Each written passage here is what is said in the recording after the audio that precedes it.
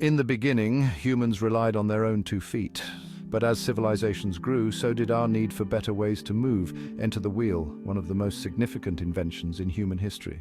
Harnessing the power of animals revolutionized transportation, enabling humans to travel faster and carry more than ever before. From horse-drawn chariots to camel caravans, animals became vital companions on our journeys. The age of sail expanded our horizons, allowing explorers to cross vast oceans. But it was the invention of the steam engine that truly ignited the Industrial Revolution, transforming transportation forever. The rise of the automobile and flight. With the advent of the automobile, personal freedom of movement took on a whole new meaning. And not long after, the Wright brothers showed the world that the sky was no longer the limit, modern day and beyond. Today, we're witnessing a new revolution in transportation.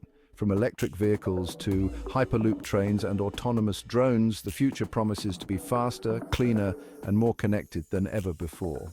Reflecting on the journey, from walking on 2 feet to exploring the stars, transportation has always been about moving forward. As we continue to innovate, who knows what the next chapter will hold. Subscribe to AI Explains It All for more journeys into the past, present, and future. Have a topic in mind? Let us know in the comments.